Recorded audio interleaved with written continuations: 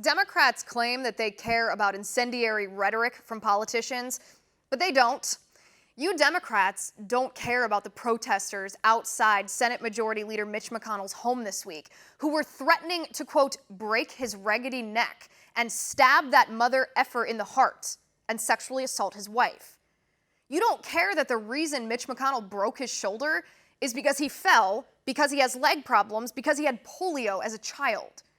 You Democrats don't care that former Democratic Senator Barbara Boxer mocked McConnell for his injury and for his disability because she doesn't like his politics. You don't care that hashtag Massacre Moscow Mitch was trending after McConnell's injury, and a CNN contributor and New York Times writer said this threat restored his faith in the country. You Democrats say you care about incendiary rhetoric from politicians, but you don't. You don't care that MSNBC's Nicole Wallace falsely accused President Trump of, quote, talking about exterminating Latinos, when President Trump said no such thing. You don't care that Democratic Congressman Joaquin Castro doxed Trump donors and essentially encouraged harassment, shaming, boycotting, and even potentially violence against these people because of their political beliefs. You don't care that the ICE bomber quoted Congresswoman AOC, calling immigration detention facilities concentration camps. You don't care that AOC called immigration detention centers concentration camps in the first place and compared Republicans who want secure borders to Nazis. You don't care that Hollywood celebrities echoed calls for conservative radio show host Dana Lash to be turned into ashes because Dana dares to support our Second Amendment rights.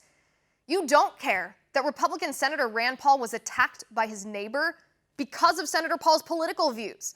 You don't care that Senator Paul had to have part of his lung removed this week thanks to that attack. And you don't care that Democratic Congresswoman Ilhan Omar laughed at and mocked Senator Paul for being attacked just last week. You Democrats say you care about incendiary rhetoric from politicians, but you don't. Just as long as the vitriol and the hatred is coming from a politician in your own party, you don't care. All you care about is trying to destroy President Trump and assassinate the character of any American who dared to vote for him. And if that means resorting to lies and smears and disgusting, baseless allegations of racism and ignoring or tolerating or even encouraging violence from people in your own party, as long as it's aimed at Republicans and conservatives, you are okay with that. You say you care about incendiary rhetoric, but you don't.